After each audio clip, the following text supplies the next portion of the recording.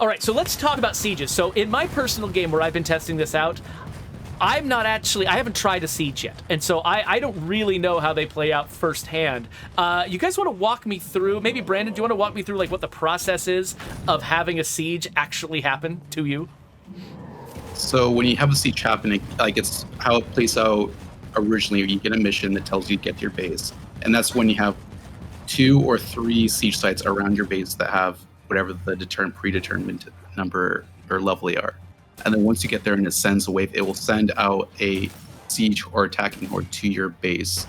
And once it gets to your safe zone, it then initiates the attack, where it will send the zombies as part of that infestation to attack you. And then you clear all those out, and then each of those sites will then send one more wave of, or one more attacking siege until all of them are gone. And then once you fend off all of those waves in each one, it will then like pretty much, it'll kill the siege infestation, which is your reward for it surviving that siege, on top of also getting prestige at the end. So rather than just spawning zombies sort of in random locations around your base and sending them in, you're actually getting the zombies from those infestations. Like there's a specific set of zombies.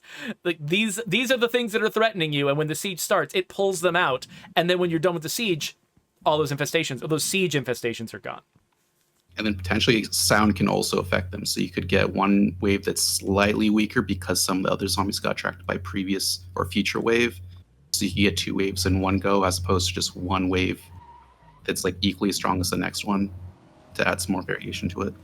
Okay, cool. Randy, do you have anything you want to add, like, you know, about just how it plays out and what the players' options are when it comes to these invasions? Yeah. So there's our engineers put in some really good thematic things. There's the whole right now, before the siege kicks off, there's a whole part where they just kind of circle your base, and then all the screamers scream at once, and there's a whole like attack phase. So we're trying to make it very clear, like, what's happening and what your options are at every moment. Once everybody screams, your chance to like maybe sneak out and prune a siege site real fast probably went away. You're going to be needing to defend the base once it kicks off, unless you're on a lighter difficulty, and then you've got a lot of options available to you. But typically, like when you see the siege hordes arriving, they have to come from the siege sites. So not only can you intercept siege hordes and kill them before they even siege your base, you can intercept siege sites and take them out before they manage to send the hordes to congregate around your base and then trigger a siege. So now, in Joe's game, if he wanted to target those orange sites that are on his map, he could go over, take them out, and then if he continuously does that, there's just no danger of sieges. He will never have to deal with a siege because he's preemptively. Yeah, you are basically pushing the. I wish I could think of a better metaphor that isn't as visual, but pushing the cuticle back on that horrible zombie fingernail. That analogy was perfect. I couldn't possibly improve on it. So basically what that means is, because I've been playing in the lethal zone. I'm not good enough to play in the lethal zone. But one thing that's been really nice about this update is, while I'm moving on to a harder difficulty level for myself, and also there's aspects of this, when you wake up a plague heart, it's suddenly more aggressive. There's a lot of bad stuff happening around you because you woke that plague heart. So there's some ways in which the game has gotten harder. You also have a lot more options. Like, you can actually make tactical decisions to change the outcome of a siege, to prevent a siege from happening, to weaken the incoming army before it launches. And so, because you have more options, I feel like, even though some of these harder difficulty levels might be more intimidating in some ways, you also have more options for managing them. And I feel like in the end, it actually balances out to be a more maybe slightly more challenging, but also more satisfying experience. We definitely wanted to give you a lot more choices about what to do between outpost defenses and radio calls and all the new tools that we've given you. All the fact that all these systems can be interrupted by you, the player. We wanted to make sure that if you wanted to do it, if you wanted to fight the system in a particular way, because that's just how you would react in the zombie apocalypse or how you run your community, we wanted to make that a viable path for you. If you wanted to sneak around and maintain the old play style of not really worrying about plague hearts until you loot the entire map and then start that phase of the game. You can. You just have to be really sneaky now, but you can still totally do that. So we tried to make it new and exciting and change things up for players that have been playing for a long time, but also still try to keep as many options open as possible. So, what happens if you're not at home during a siege? Like, I imagine there must be, you know, some way to manage that situation. Actually, Brandon, Yes. Brandon, do you want to talk a little bit about that? Because I imagine that you probably had to test the boundaries of that. Like how far can the player go? What can they get away with before bad things start happening? So I think the way, if you miss one wave in the siege, you can still come back to like mitigate the future bad effects, negative effects, because it first starts out like you lose ammo, you lose meds or just resources, but then the more waves you miss, you can like get a damaged facility, or your survivors get some severe injuries, and then Can you lose a survivor while you're away?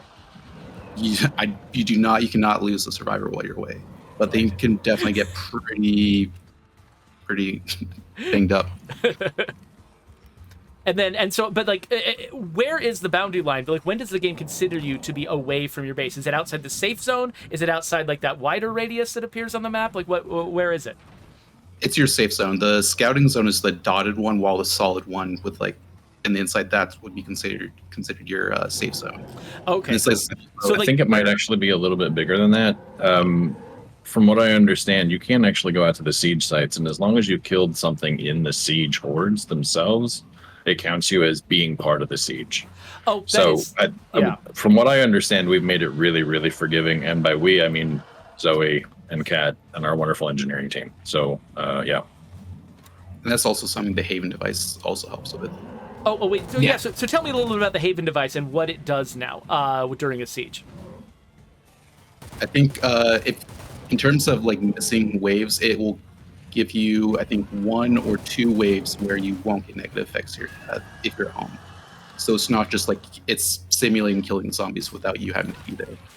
Okay, so if you're away from home and you have a Haven device, the Haven device will take care of the first couple, and you can get there late, and it's fine because Cleo's got you covered.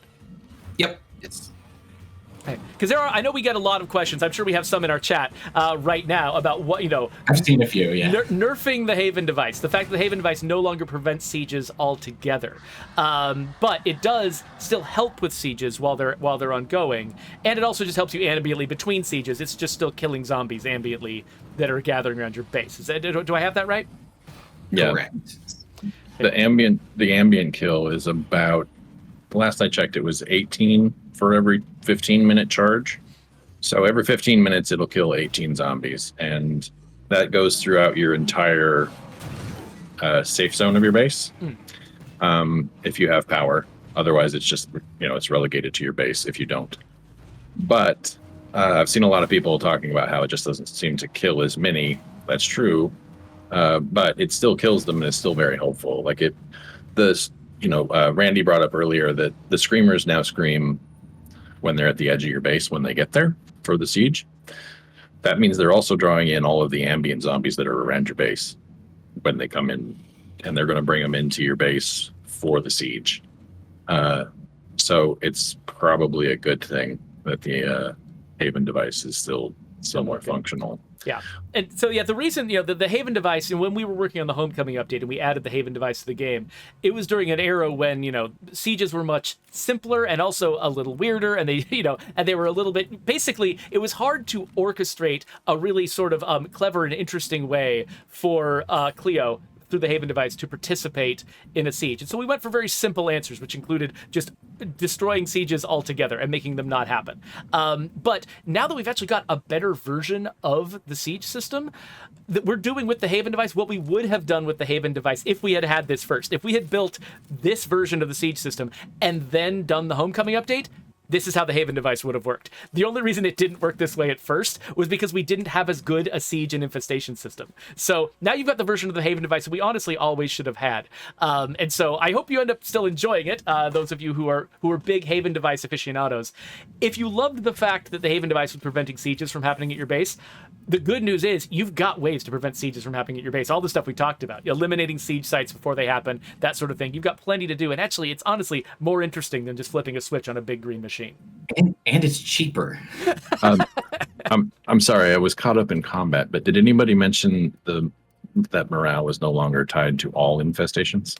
Oh, that's a good idea. Yeah, Randy, do you want to talk about that a little bit before we move on? Yeah. With the new amount of infestations that were on the map, we noticed immediately once we started testing that every single one of our community members was bummed out all the time.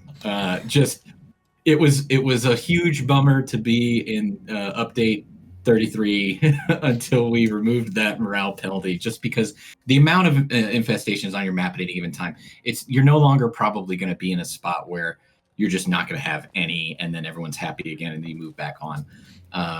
Once the system starts kicking in, you're going to be fighting a war for territory on the map, with plague hearts and infestations and stuff. So now we thought, also it just narratively, I don't know why Jim is upset that there's an infestation all the way across the map on the other side. That never really, I didn't really understand that. If that was like his family home, I can understand it or something. That's just a random house he has no attachment to. Why is he bummed out? The siege sites giving the morale penalty makes sense now because they can see those are the sites closest to them. They've got infestations on your doorstep. You know that they represent an actual tangible threat. Everyone being upset about that makes a lot more sense.